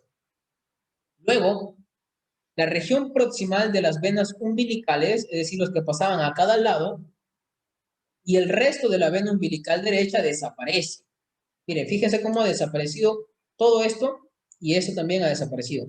Por lo que solo queda la vena umbilical izquierda. La vena umbilical izquierda es la única vena umbilical que va a llevar sangre desde la placenta hacia el hígado.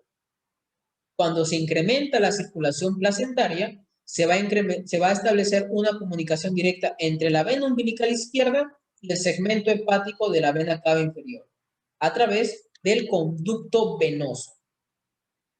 Así va a ser el recorrido. Se oblitera toda la vena umbilical derecha y el segmento proximal de la vena umbilical izquierda.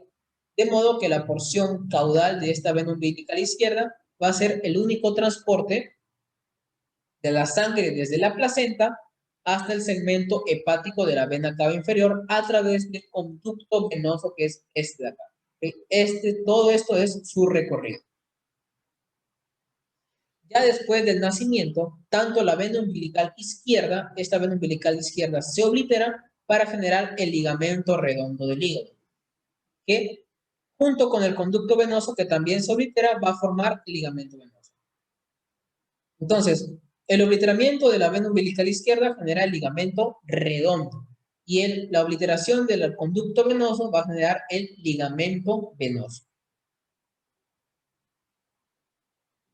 Ahora sí, con respecto a las venas cardinales, que son las más complejas, hay que tener en cuenta que al inicio, en el principio, las venas cardinales van a ser el drenaje venoso principal. De modo que las venas cardinales anteriores van a drenar a la región cefálica, aquí la podemos ver, y las venas cardinales posteriores van a drenar al resto del cuerpo. La unión entre las venas cardinal anterior y posterior van a fusionarse e ingresar al asta del seno, y lo podemos ver, para constituir a las venas cardinales comunes. Entonces, vena cardinal anterior drena región cefálica. Vena cardinal posterior, el resto del cuerpo.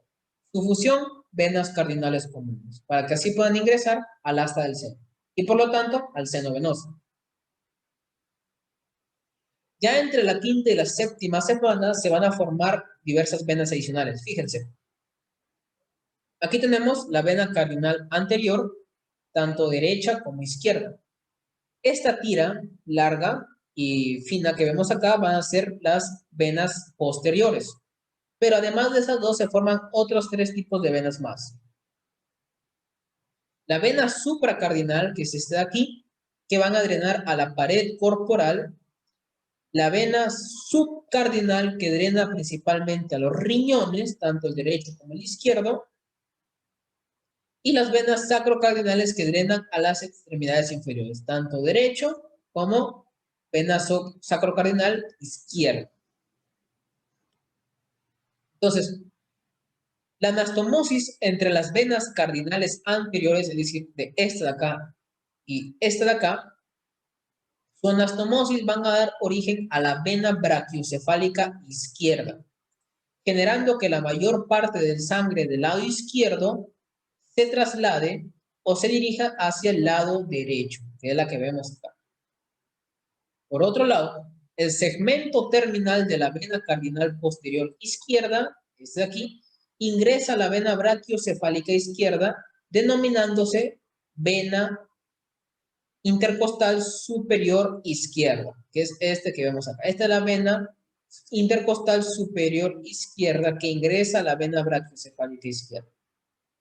Esta vena intercostal superior izquierda recibe sangre del segundo y tercer espacio intercostal. Por otro lado, las venas cardinales anteriores son el drenaje principal de la vena de la cabeza en la cuarta semana, formando las venas yugulares internas. Es decir, este de acá, esta vena cardinal anterior va a dar origen a la vena yugular interna, para así drenar a sangre de la cabeza en la cuarta semana. Por otro lado, las venas yugulares externas se originan por un plexo del vaso, de los vasos venosos en la cara. Además, la vena cardinal común, recuerden que la parte superior es la vena cardinal anterior y la parte caudal es la vena cardinal común. La vena cardinal común derecha y un segmento proximal de la vena cardinal anterior derecha, es decir, todo este segmento, van a formar y van a constituir la vena cava superior. Entonces ya tenemos la formación de la vena interna, la vena yugular interna y la vena cava superior, que es esta de acá. Por otro lado, la anastomosis entre las venas subcardinales, que eran estos de acá, la anastomosis entre estos dos van a dar origen a la vena renal izquierda, que es este de aquí. Por otro lado, la vena subcardinal izquierda de la porción superior, es decir, esta parte de acá va a desaparecer y solo persiste su parte distal, que es esta de aquí, y pasa a denominarse vena gonadal izquierda. ¿Sí? La vena subcardinal derecha, por lo tanto, como desaparece la izquierda, la vena subcardinal derecha va a ser el principal canal de drenaje, originando el segmento renal, que es este de acá, el segmento renal de la vena cava inferior. El segmento renal se da por la vena subcardinal derecha, tomarlo en cuenta. Por otro lado, las venas sacrocardinal derecha da origen al segmento sacrocardinal de la vena cava inferior. Pero para entender esto tenemos que tener en cuenta que la anastomosis de estas venas sacrocardinales, que tenemos acá, la anastomosis de estas venas sacrocardinales van a constituir la vena ilíaca común izquierda, esta de acá. La vena ilíaca común izquierda es por anastomosis de las venas sacrocardinales. Por otro lado, la vena sacrocardinal derecha, fíjense, la vena sacrocardinal derecha da origen al segmento sacrocardinal de la vena cava inferior. Así ya tenemos la formación del segmento sacrocardinal por parte de la vena sacrocardinal derecha.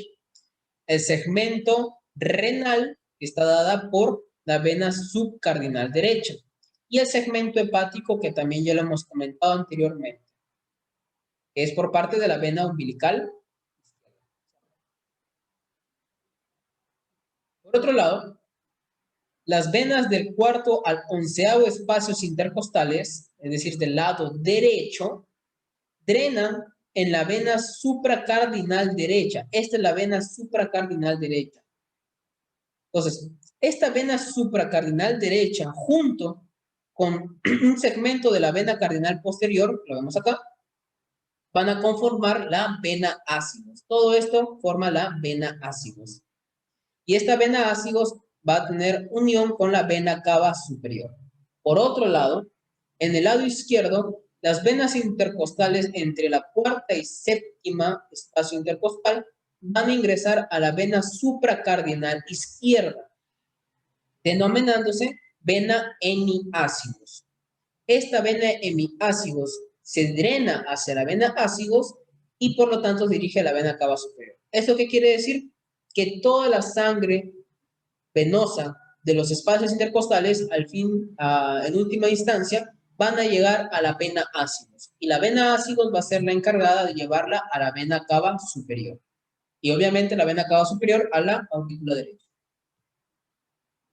Eso fue todo con respecto al desarrollo vascular, así que vamos a hablar ahorita sobre defectos del sistema venoso. Tenemos primero la duplicación de la vena cava inferior. Fíjense, cuando se produce una duplicación de la vena cava inferior, es cuando la vena sacrocardinal izquierda no pierde su conexión con la vena subcardinal derecha.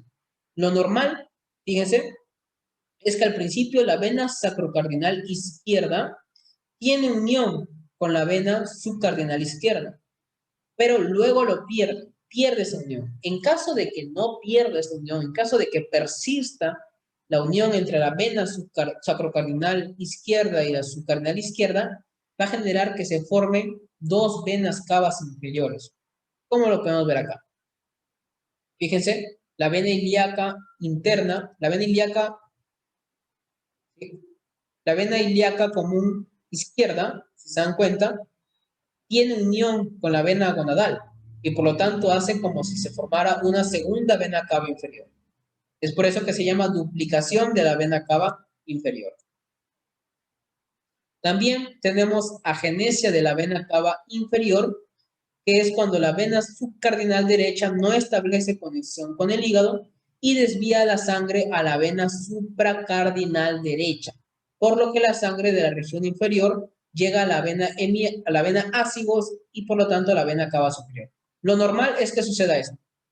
El segmento hepático establezca unión con el segmento hepático de la vena cava inferior, establezca unión con el segmento hepático ya del seno venoso, ¿cierto? Como hemos mencionado anteriormente.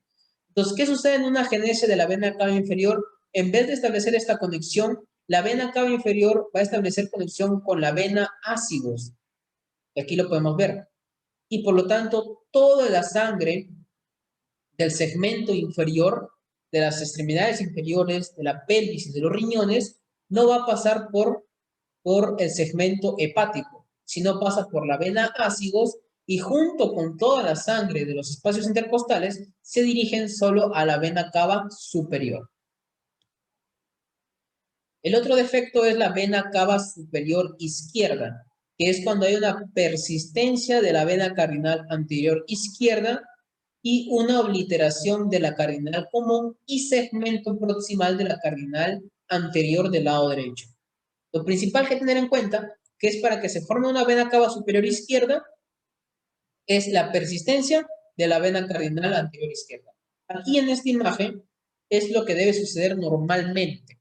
Se genera una obliteración de la vena cardinal anterior izquierda, pero en caso de que persista esta vena, y más que todo también se genera una obliteración de la izquierda, es decir, de este segmento se genere una obliteración tanto del anterior como común, es decir, todo este segmento, hace pues que la vena cava superior se encuentre en el lado izquierdo, como podemos ver en esta imagen. Por otro lado, la duplicación de la vena cava superior genera una persistencia de la vena cardinal anterior izquierda, lo mismo que hablamos anteriormente, y también una agenesia de la vena brachiocefálica izquierda.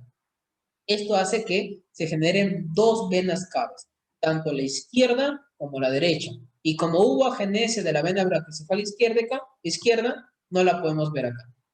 Generan dos venas cavas superiores, izquierda y derecha. Y como último punto, vamos a hablar sobre la circulación antes y después del nacimiento. Hablar sobre la circulación fetal, que es todas las partes que les sigo mencionando, y sus cambios después del nacimiento. ¿Okay? Vamos a ir primero con circulación fetal. Hay que tener en cuenta que a nivel de la vena umbilical, aquí, la sangre proveniente de la placenta tiene una saturación de oxígeno del 80%. ¿Okay? Ahora, al aproximarse al hígado a través de la vena umbilical izquierda, como ya lo sabemos, la mayor parte de sangre pasa por el conducto venoso para dirigirse al segmento hepático de la vena cava inferior, ¿cierto? Pero un pequeño volumen no pasa por este conducto venoso, sino se mezcla con los sinusoides hepáticos para así y dirigirse a la circulación portal. Y esto se da por un mecanismo de esfínter del conducto venoso. Entonces, ¿por qué quiero que no toda la sangre que viene de la vena umbilical se dirija a la vena cava inferior? Porque el volumen de sangre, si se dirige a la vena cava inferior, puede generar una sobrecarga súbita del corazón. Entonces, el hecho de que este mecanismo de esfínter de conducto venoso haga que no todo el volumen de sangre pase de uno solo hacia la vena cava inferior, impide, ¿no? Impide esa sobrecarga de sangre del corazón. Es un mecanismo de defensa. Como segundo paso, la sangre placentaria que ya llega a la vena cava inferior se mezcla con sangre desoxigenada de las extremidades inferiores, que proviene de la vena cava inferior, y no solo de las extremidades inferiores, sino también de la pelvis y de los riñones.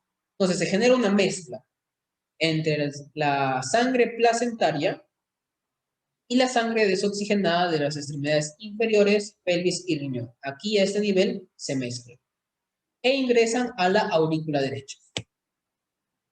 Como tercer paso, la mayor parte de la sangre se dirige al foramen oval, entrando directamente a la aurícula izquierda. Recuerdan que hablé sobre el foramen oval, sobre el agujero oval, ¿cierto? Que va a generar el paso libre entre la aurícula izquierda y entre la aurícula derecha y la aurícula izquierda. ¿Cierto? Esta es la función del foramen oval. Por otro lado, el borde inferior del septum secundum, fíjense, el borde inferior del septum secundum, que lo vamos a llamar crista dividens o cresta divisoria, hace que una pequeña parte de toda esta sangre no se dirija a la aurícula izquierda y permanezca en la aurícula derecha. Permanece en la aurícula derecha y se mezcla con la sangre proveniente de la cabeza y de los brazos por parte de la vena cava superior. Se genera una mezcla entre una pequeña porción de la sangre que proviene de la vena cava inferior y de la sangre que proviene de la vena cava superior. ¿Okay? Entonces, esta sangre que permanece en la vena cava, en la aurícula derecha, va a dirigirse al ventrículo derecho y por lo tanto al tronco pulmonar. ¿Cierto? Entonces, ¿por qué es importante la función de este foramen oval? Porque es importante que la mayor parte de la sangre que proviene de la vena cava inferior se dirija directamente de la aurícula derecha a la aurícula izquierda. ¿Por qué? Porque todavía no respiramos. Antes del nacimiento todavía no hay circulación pulmonar con intercambio de oxígeno, ¿cierto? Por lo tanto, la sangre oxigenada ya proviene de la madre. Por lo tanto, no tiene que pasar hacia la circulación pulmonar, sino dirigirse directamente a la aurícula izquierda para que ésta pase al ventrículo izquierdo, pase hacia la aorta y se dirija la sangre oxigenada ya de la madre hacia todo el cuerpo del embrión. Esto es lo que debe suceder en la circulación fetal. Es por esto que es muy importante la formación del foramen oval. Es algo muy importante. Como otro paso, bueno, llega la sangre de la vena cava inferior, pasa por la aurícula derecha, pasa por el foramen oval y se dirige a la aurícula izquierda. De la aurícula izquierda se mezcla con apenas una pequeña cantidad de sangre que proviene de la circulación de los pulmones para ingresar al ventrículo izquierdo y dirigirse hacia la aorta ascendente, pero apenas una pequeña parte.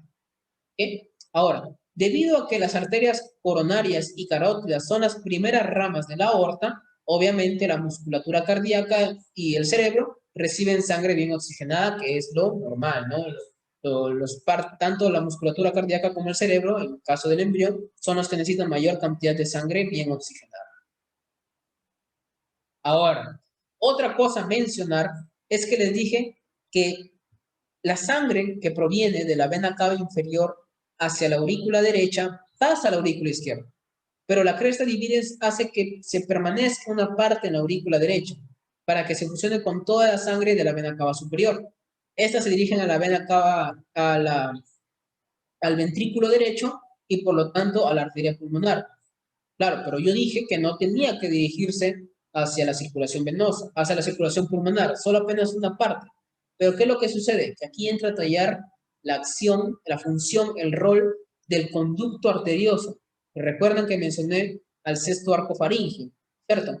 Entonces, el conducto arterioso lo que hace es unir a esta arteria pulmonar con la aorta descendente. Por lo tanto, la mayor cantidad de sangre que llega al ventrículo derecho no pasa a la circulación pulmonar, sino pasa a través del conducto arterioso hacia la aorta descendente.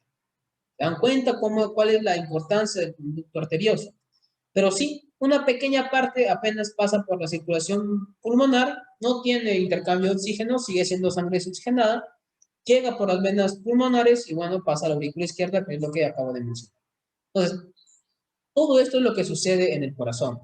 Ya una vez cuando pasa la aorta descendente, tras recorrer la aorta descendente, la sangre fluye pues, por todo el cuerpo y también ya fluye hacia la placenta, ¿cierto? Hacia la placenta por dos arterias umbilicales, con 58% de oxígeno, 58% de saturación de oxígeno. ¿Recuerdan? Inició con ¿cuánto? Con saturación de oxígeno de 80% y termina con una saturación de oxígeno de 58%. Entonces, básicamente esa es la circulación fetal. Resumiendo, ingresa por la vena umbilical izquierda, pasa por el conducto venoso, pero una pequeña parte se queda en la circulación portal para impedir la sobrecarga súbita. Pasa a la vena cava inferior y se mezcla con sangre desoxigenada de las extremidades inferiores, de la pelvis y del riñón. Pasa toda esta sangre hacia la aurícula derecha para pasar a la aurícula izquierda a través del foramen oval. Pero la cresta divisoria hace que una pequeña parte de esta sangre permanezca en la aurícula derecha y se mezcle con toda la sangre desoxigenada de la vena cava superior. ¿Okay? Toda esta sangre que está en la aurícula derecha pasa a la vena al ventrículo derecho y por lo tanto pasa a la arteria pulmonar, pero no se dirige tanta cantidad de sangre, la mayoría de volumen de sangre no se dirige a la circulación pulmonar, sino a través del conducto arterioso pasa a la aorta descendente.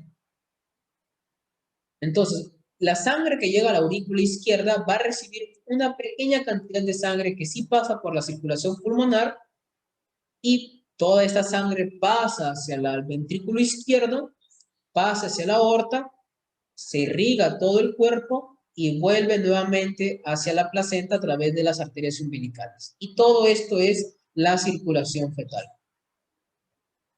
Entonces, ¿qué cambios se dan? ¿Qué cambios circulatorios se dan en el momento de nacer? Tenemos que tener en cuenta dos grandes cosas. Primero, va a haber la suspensión del flujo sanguíneo. ¿Qué quiere decir suspensión del flujo sanguíneo placentario?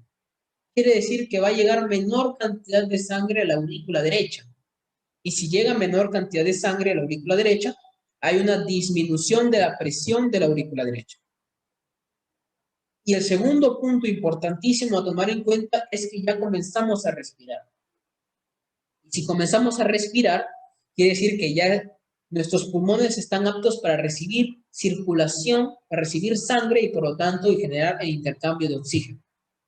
Es por esto, por el inicio de la respiración, que la bradicinina va a hacer que el conducto arterioso se cierre, se oblitere por contracción muscular, constituyendo ya el ligamento arterial. Por lo tanto, si ya se cierra este conducto arterioso, la sangre desoxigenada del ventrículo derecho ya no pasa a la aorta descendente, sino toda la sangre ya pasa hacia la circulación pulmonar y por lo tanto regresa ya como sangre oxigenada por las venas pulmonares a la aurícula izquierda. Pasa de la aurícula izquierda al ventrículo izquierdo y ya pasa por toda la aorta. Y ese es el recorrido, ¿cierto? Por otro lado, el hecho de que llegue mayor cantidad de sangre por parte de los pulmones hacia la aurícula izquierda hace que aumente la presión de la aurícula izquierda. Entonces, si disminuye la presión de la aurícula derecha por suspensión del flujo sanguíneo placentario, placentario y aumente la presión de la aurícula izquierda por recibir mayor cantidad de sangre por la circulación pulmonar, va a hacer que el foramen oval se cierre, genere un cierre funcional del foramen oval. ¿Okay? Si genera este cierre del foramen oval porque el septum primum se adosa al septum secundum, por lo tanto no va a pasar sangre de la aurícula derecha a la aurícula izquierda. Y así es como ya se forma la circulación, los cambios circulatorios totales al momento de nacer. Ya la circulación es vena cava superior y vena cava inferior hacia la aurícula derecha. Pasa al ventrículo derecho, va hacia la arteria pulmonar. De la arteria pulmonar va a toda la circulación pulmonar y a través de las venas pulmonares llegan a la aurícula izquierda. Llega a la sangre ya oxigenada a la aurícula izquierda, pasa al ventrículo izquierdo y pasa hacia la aorta y hacia toda la circulación del embrión o del bebé ya en este caso. Y así se va repitiendo. ¿Se dan cuenta las diferencias entre la circulación fetal y la circulación ya en el momento de nacer? Por otro lado, también, como ya he mencionado, el cierre de la vena umbilical, este cierre de la vena umbilical va a dar origen al ligamento redondo del hígado, mientras que el cierre del conducto venoso va a dar origen al ligamento venoso. Por otro lado, los extremos distales de las arterias umbilicales van a dar origen a los ligamentos umbilicales mediales, mientras que los segmentos proximales van a dar origen a las arterias vesicales y arterias ilíacas internas. Como último punto, vamos a hablar sobre el sistema linfático, algo muy corto, porque si bien tiene relación con el desarrollo vascular, está más relacionado con el sistema inmunológico y todo eso, ¿cierto? Entonces, el sistema linfático está determinado por el factor de transcripción PROX1, como ya lo habré mencionado en algún capítulo. Entonces, en la quinta semana, a partir del endotelio de las venas se generan invaginaciones saculares, que son los vasos linfáticos. Estos vasos linfáticos van a generar 6 sacos linfáticos primarios. 2 yugulares, que es en la unión de las venas subclavia y cardinal anterior. 2 ilíacos, que es en el punto de unión de las venas ilíacas y cardinal posterior. Un retroperitoneal, que es cerca de la raíz del mesenterio. Una cisterna del quilo, que es dorsal a la región dorsal del saco retroperitoneal.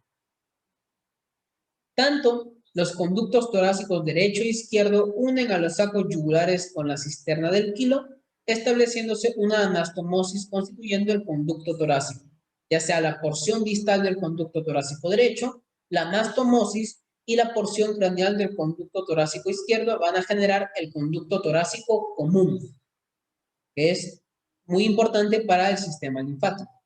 Por otro lado, el segmento craneal, que es el que sobra del conducto torácico derecho, va a constituir el conducto linfático derecho. Tanto el conducto torácico común como el conducto linfático derecho van a drenar hacia la vena yugular interna y la subclavia. Y eso es todo con respecto al sistema cardiovascular. Como se habrán dado cuenta, un tema realmente largo, muy meticuloso, de ir viendo por partes. Y bueno, eso fue todo con respecto al sistema cardiovascular. Como siempre, he usado pues como referencia bibliográfica a Embriología Médica de Lama, la 14ª edición. Nos vemos en el siguiente capítulo, que si bien recuerdo es sobre el sistema respiratorio. Es algo realmente corto. En comparación al sistema cardiovascular es un capítulo realmente corto.